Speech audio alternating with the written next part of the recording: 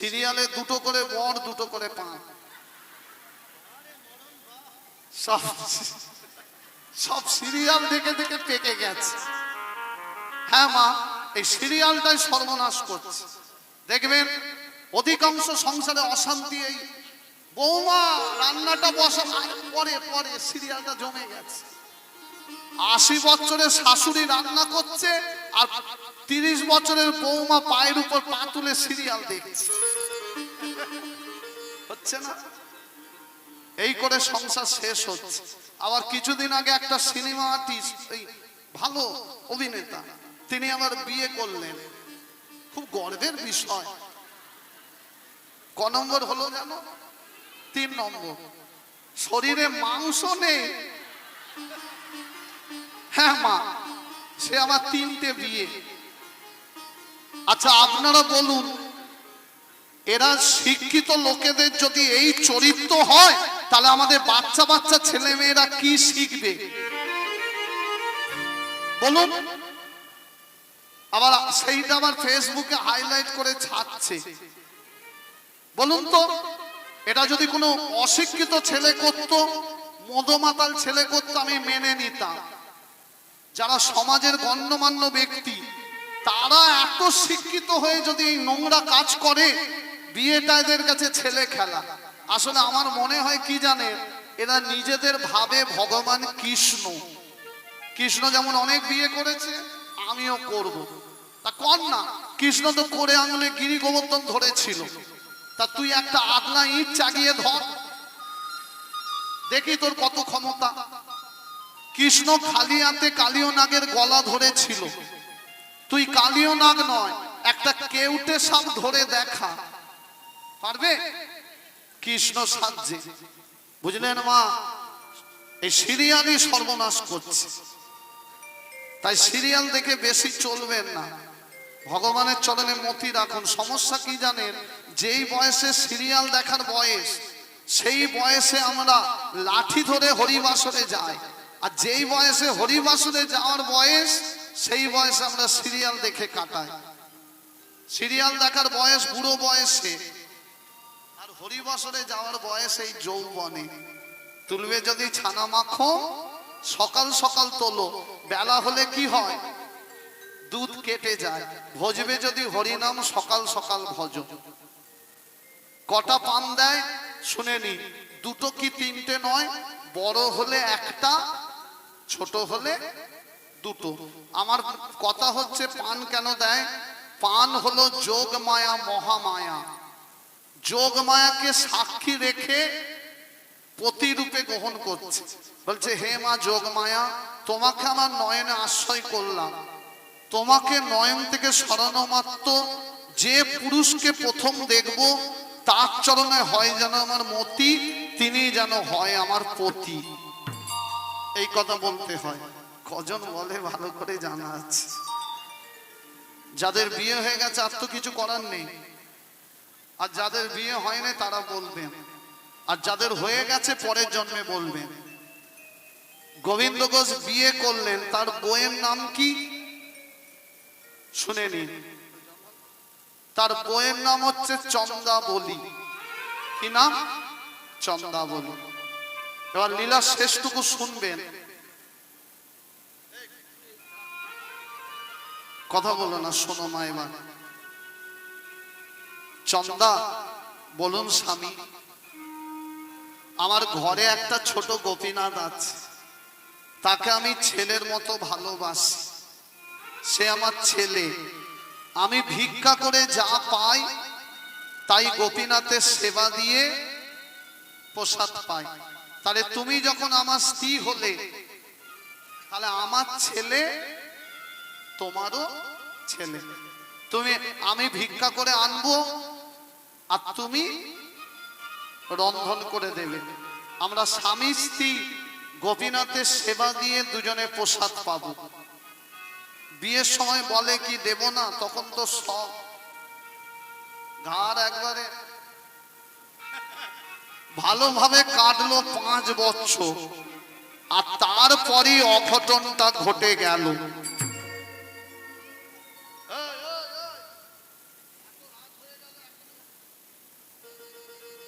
গোবিন্দ ঘোষ চিৎকার করছে ঠাকুর ঘর থেকে যে আমার গোপীনাথের ভোগ কোথায় গেল? ও চন্দা, এত রাত হয়ে গেল এখনো গোপীনাথের সেবা হলো না। চন্দাবলী রেগে মেগে বলে উঠল, আমি আপনার গোপীনাথের ভোগ আর রন্ধন করে দিতে পারবো না, পারবো না, পারবো না। কেন পারবে না? তুমি তো বলেছিলে বিয়ের সময় সব দেবে, তাহলে কেন এরকম পরিবর্তন? স্বামী, আজকে 5 বছর বিয়ে হয়ে গেল। কেন আমি এই কথা বললাম জানেন? কেন কেন আমাদের কোনো পুত্র বা কন্যা হলো না? গোবিন্দ ঘোষ বলছে ঠাকুর ঘরে গোপীনাথ আছে তো, কই গোপীনাথ কি আমাকে মা বলে ডাকে? তুমি ডাকতে পারো না তাই তোমায় মা বলে না। কই স্বামী, আমি তো কোনোদিনও শুনিনি গোপীনাথ আপনাকে বাবা বাবা বলে ডেকেছে। চন্দা, এটা উপলব্ধির ব্যাপার। তুমি আমার গোপীনাথের ভোগ রন্ধন করে দেবে নাকি বলো? চন্দাবলী বলে উঠল, যতদিন না মা বলা সন্তান পাচ্ছি গোপীনাথের ভোগ রন্ধন করে দেব না, দেব না, দেব না। সন্তান যদি পাও দেবে তো? হ্যাঁ, তাহলে অপেক্ষা করো, সন্তান তুমি পাবে। কিন্তু সন্তান পাবার পর আমার গোপীনাথের সেবা ত্রুটি হলে গোপীনাথ কিন্তু ছাড়বে না। তার এমনই রাগ, দিয়ে ধন দেখে মন ভরে নিতে কতক্ষণ। অপেক্ষা করো, সন্তান তুমি পাবে। দেখিতে দেখিতে দিন কাটিতে লাগিলা, দেখিতে দেখিতে দিন কাটিতে লাগিলা,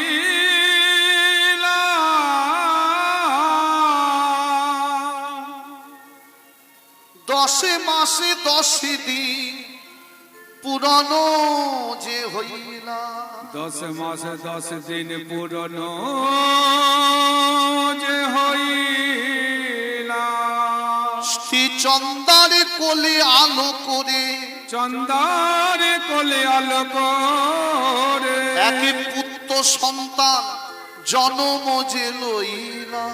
এক পুত্র সন্তান জন্ম যে লইলা, এক পুত্র সন্তান জন্ম যে লইলা।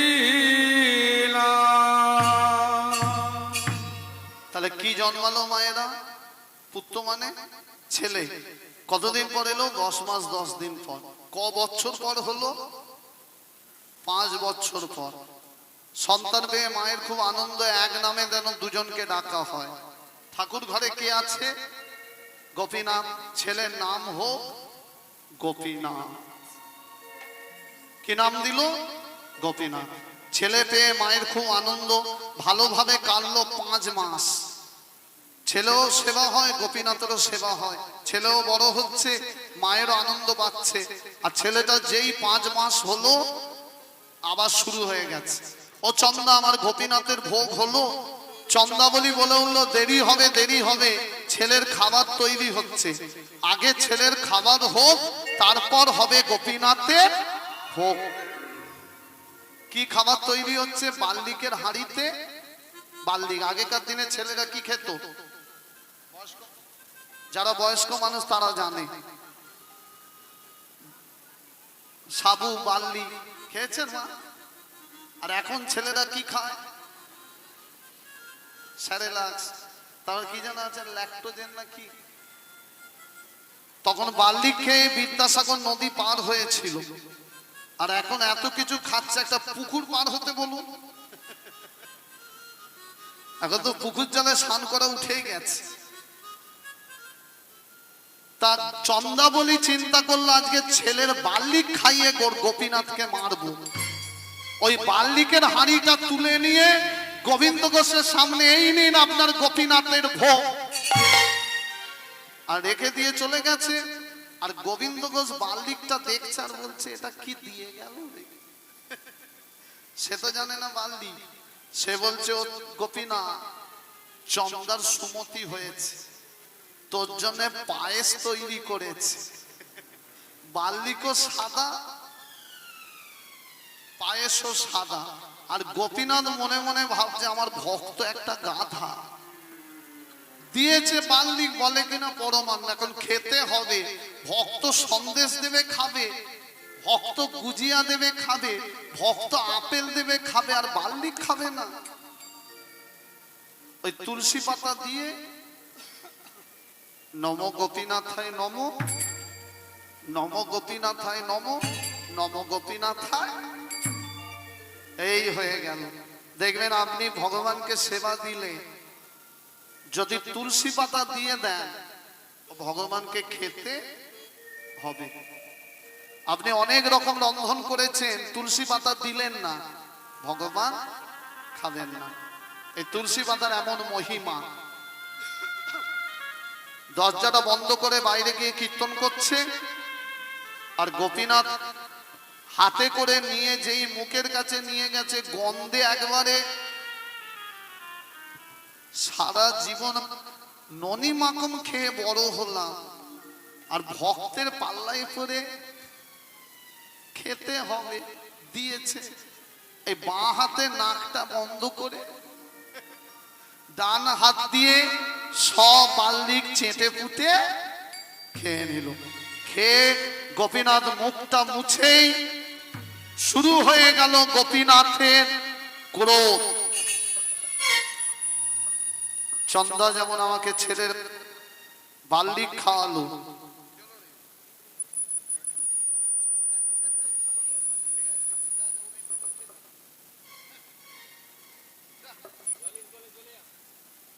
যাক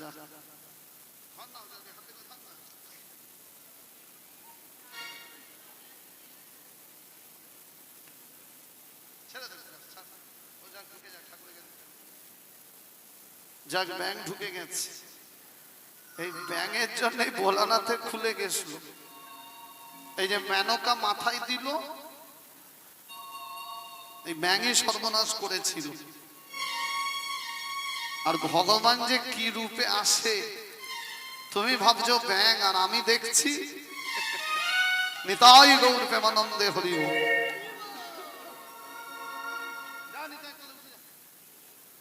এই দেখুন মা, ঘন্টা খানেক পর গোবিন্দ ঘোষ গোপীনাথের ঘরের দরজা খুলল। ভেতরে ঢুকে, আর কথা নয়,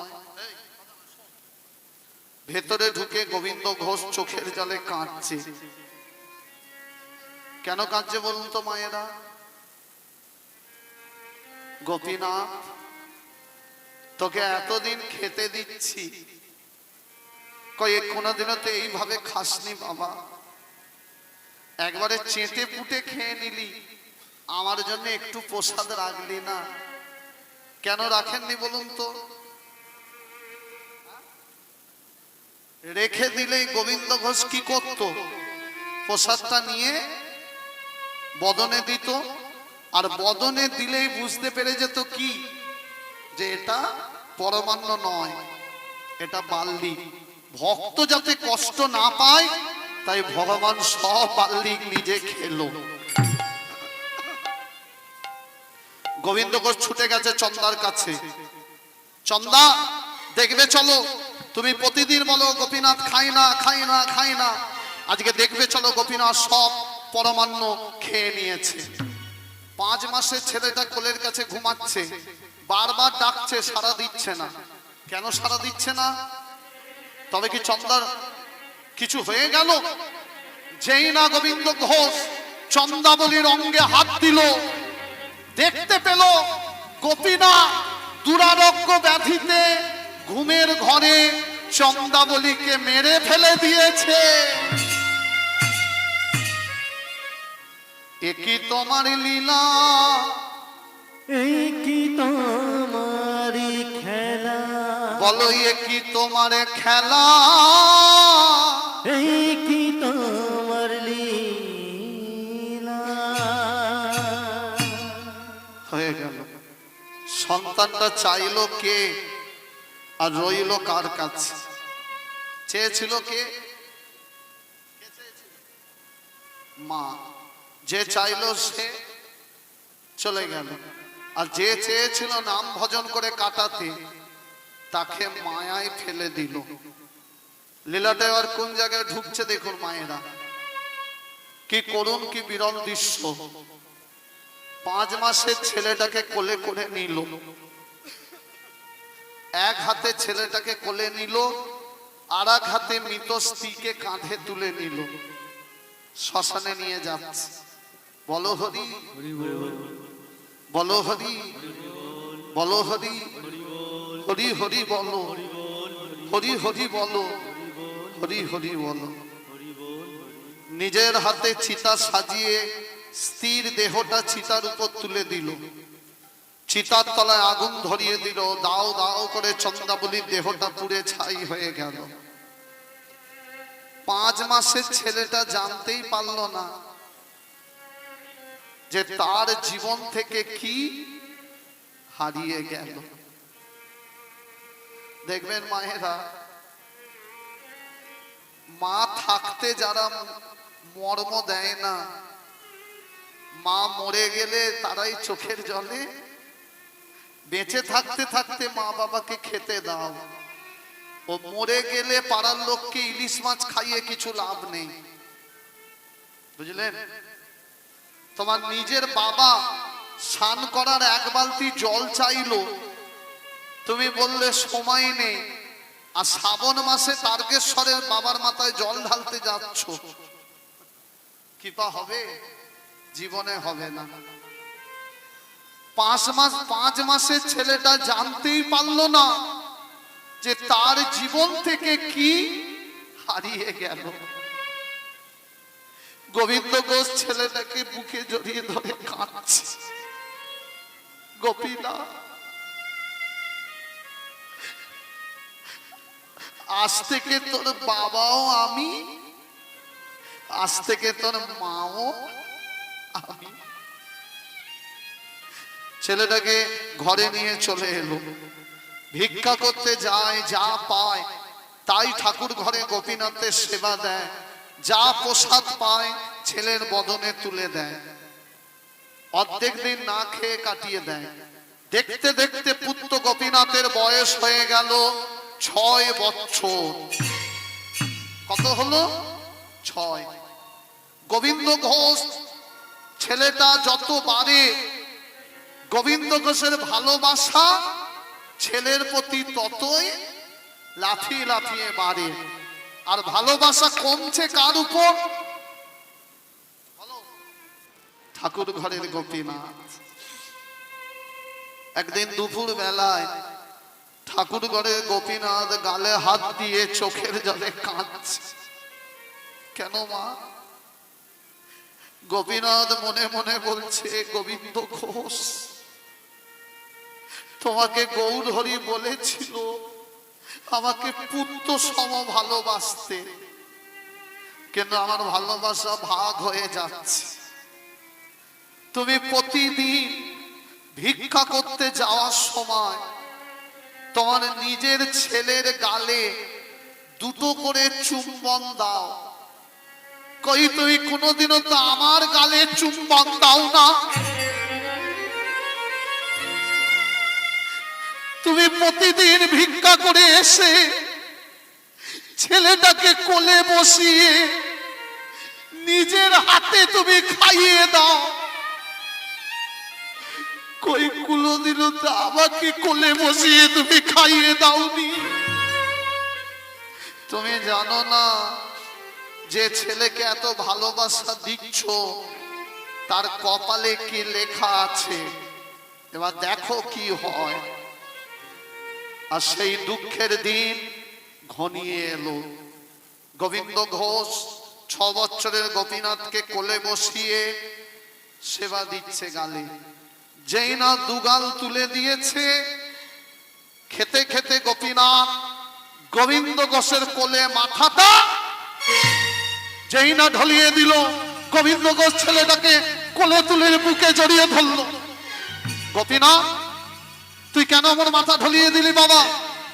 ছুটে গেছে ছেলের দেহটা নিয়ে কোলে করে, ছুটে গেছে গোপীনাথের মন্দিরে। গোপীনাথ, তোর চরণে চরণামিত দে, আমার ছেলেটা তো তোরই প্রসাদ পাচ্ছিল, কেন এমন করে ঢলে গেল? দে তোর চরণে চরণামিত দে, আমার ছেলেটাকে বাঁচাবো। ঠাকুর ঘরে গোপীনাথের চরণামিত নিয়ে ছেলেটার গালে দিল, গাল হতে চরণামিত গড়িয়ে মাটিতে গোপী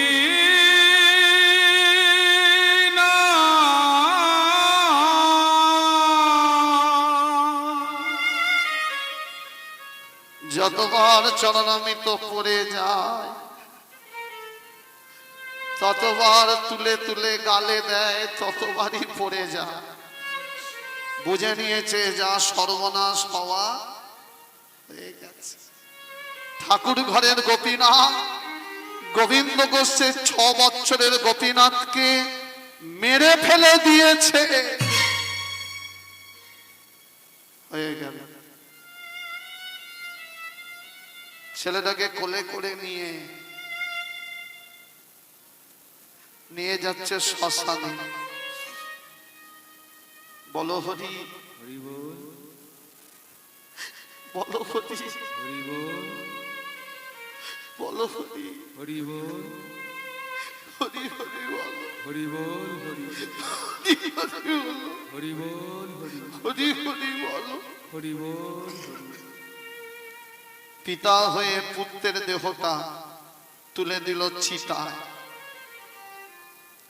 দেখবেন মায়েরা, 5 বছরের নিচে কেউ যদি মরে যায় তাকে গর্ত খুলে সমাধি দেয়, আর 5-এর উপরে হলেই পোড়ানো। পিতা হয়ে পুত্রের চিতা সাজিয়ে দেহটা তুলে দিল চিতায়। চিতার তলায় আগুন ধরিয়ে দিচ্ছে। দেখেছেন মা, যারা এই জগতে প্রকৃত ভক্ত হয় না তাদেরই বোধহয় এত কষ্ট পেতে হয়। আর দেখবেন মা, পিতা মাতা বেঁচে থাকে আর সন্তান যদি মারা যায়, সে যে কি যন্ত্রণা। যে জন সন্তান হারিয়েছে সে জনই জানে। গভীরা, কোথায় গেলি গোপীরা?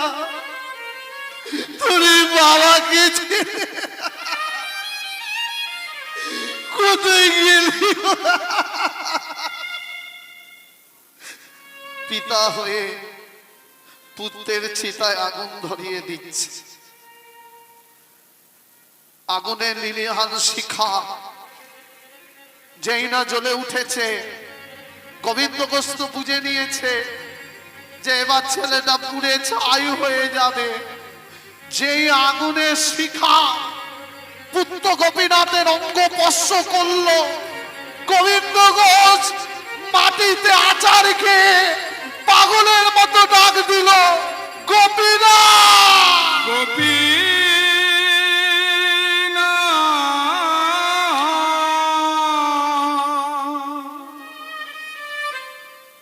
তুমি কাঁদে কাঁদাও, কাঁদে হাসাও গো।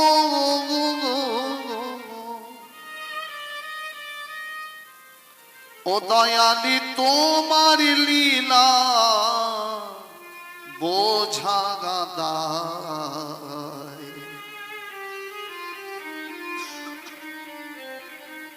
ও গো দয়ালি তোমার লীলা চমৎকার। ও গো দয়ালি তোমার লীলা বোঝাদা। চোখের সামনে 6 বছরের দেহটা পুড়ে ছাই। কাঁদতে কাঁদতে ফিরে আসছে ঘরে, চলতে পারছে না, শরীরে বল নাই, মনোবল ভেঙে গেল। কাঁদতে কাঁদতে গোপীনাথের মন্দিরে ঢুকলো। ঠাকুর ঘরের গোপীনাথ করজোরে বলছে, গোবিন্দ ঘোষ গোপীনাথ, তুই আমার ছেলেটাকে মেরে ফেলে দিলি। তুই তো আমাকে মারতে পারতিস, আমি আমার মাথা পেতে দিতাম। আমার 6 বছরের ছেলেটা কিছু জানে না। পাপ যদি করে আমি তো করেছি, তুই কেন তাকে মারলি? করজোরে বলছে, আগে যারা এলো প্রভু,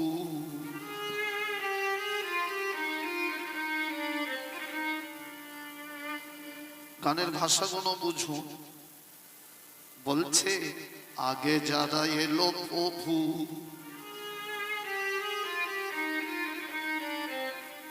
দেখো তারা রইল পরে, আবার পরে যারা এলো প্রভু, আগে গেল চলে। বুঝতে পারলেন? আমি আগে এলাম, পরে রইলাম, আর ছেলেটা পরে এলো। দয়ালে ভবের মাঝে এই যে খেলা, তোমার লীলারে বলি হারি,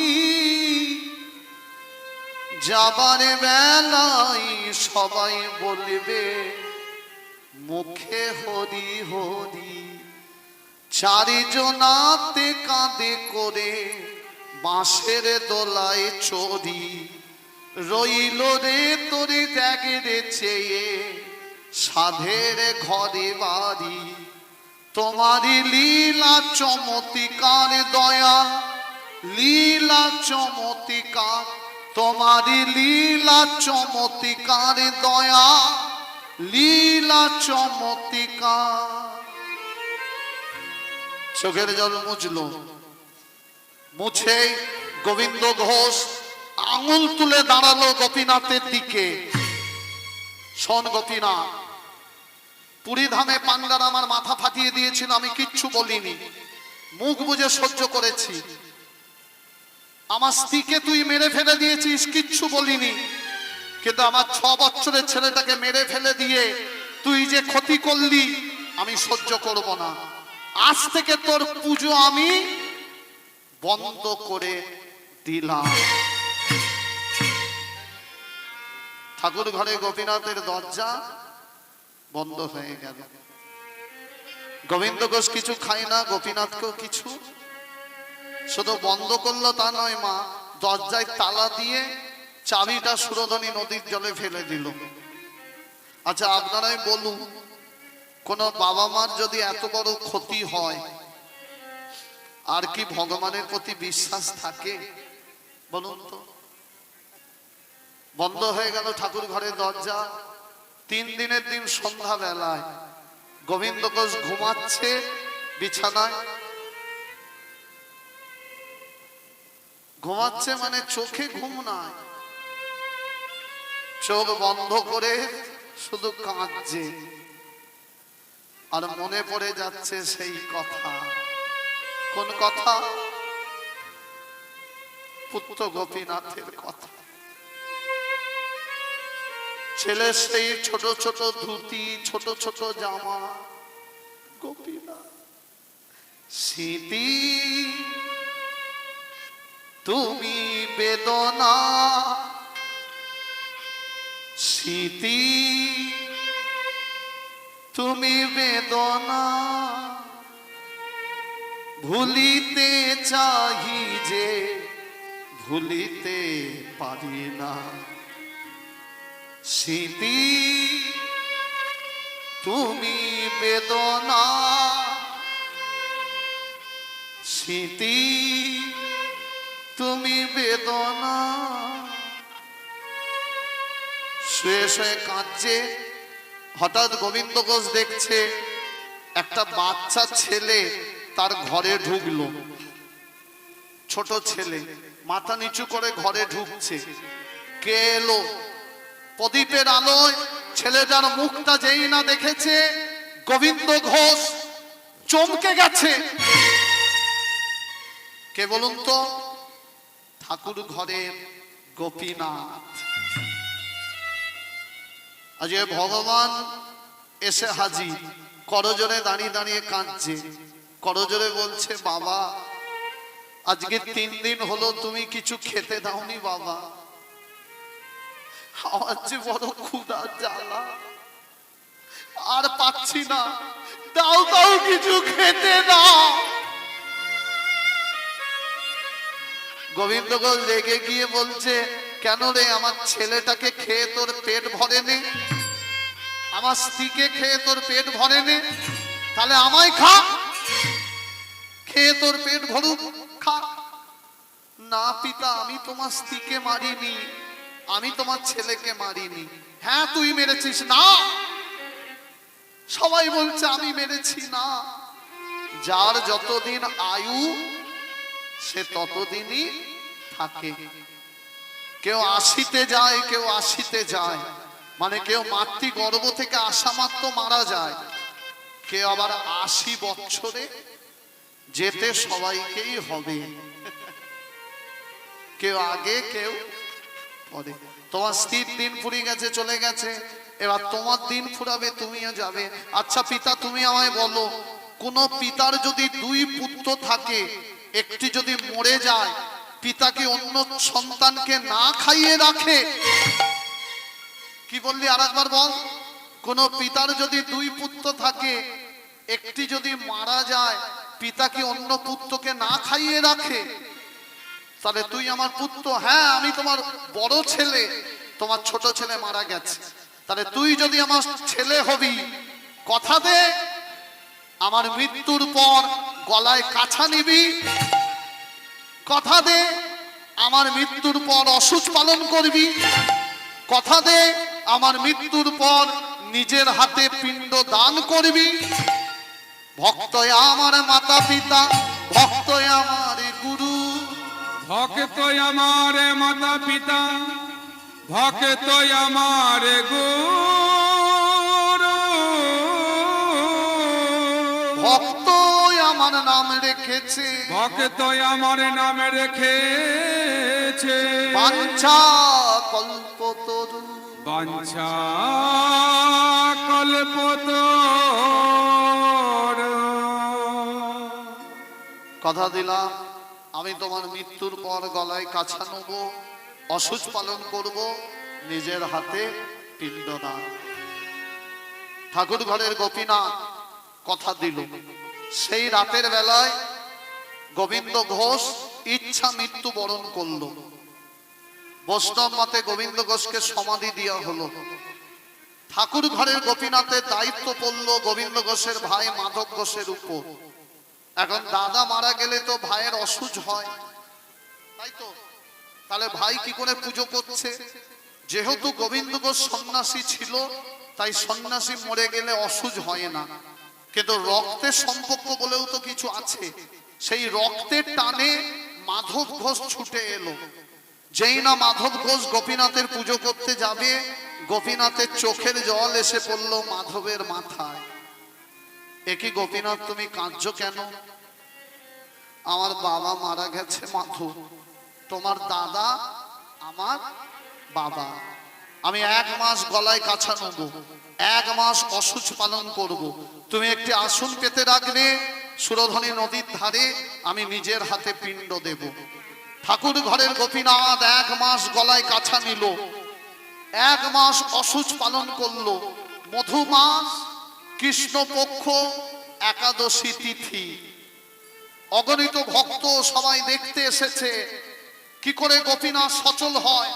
যেই গোপীনাথ সেই জগন্নাথ। জগন্নাথের হাত নেই, চরণ নেই, কি করে পিণ্ড দেবে, কি করে হেঁটে আসবে? সবাই দেখছে জগন্নাথ গোপীনাথের রূপ ধরে দরজা খুলে বেরিয়ে আসছে, আর মুখে বলছে, আমি পাষাণে নই, আমি পাষাণে নই, আমি পাষাণে নই, আমি পাষাণে নই। লুদ্ধনি মায়েরা, আমি পাষাণ, আমি পাষাণ, আমি পাষাণ দান করিলাম আমি, পুত্র রূপে পিণ্ডদান করিলাম আমি।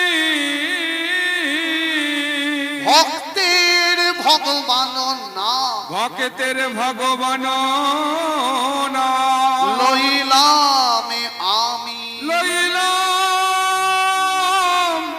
আমি, লইলাম আমি, লইলাম আমি।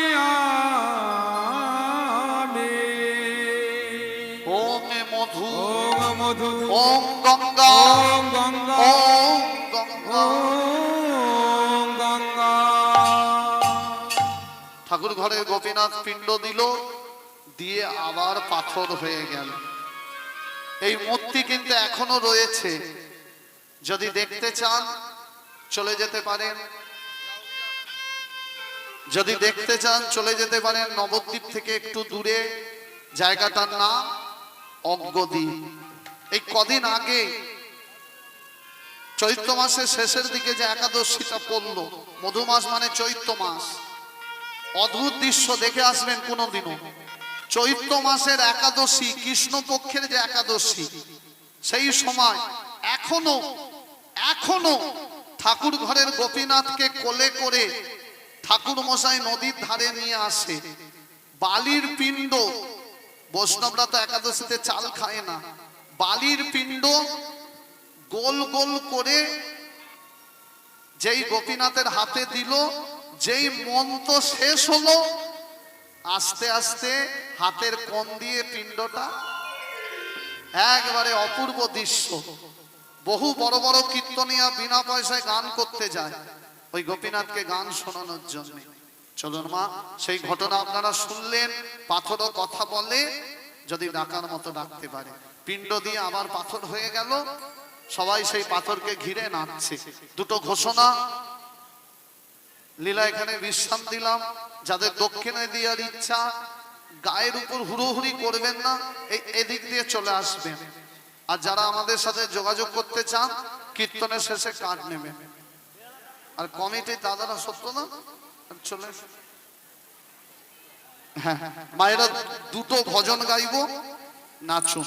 কারণ আগামীকাল গান আছে আপনাদের, সেও ভজন গাইবে কালকে। এই অন্যটা ধরে দাঁড়াও তো, দক্ষিণাগুলো দিয়ে দিক থেকে। কারণ হচ্ছে তোমার ভেতরে আসলে আমার নষ্ট। আর কেউ ফুল ছুঁড়বেন না, হ্যাঁ, এতে দিন, এতে দিন। প্রণাম করতে হবে না, মায়েরা নাচুন। বেহালার বুস্টিংটা খুলে দাও, বেহালার বুস্টিংটা খুলে দাও।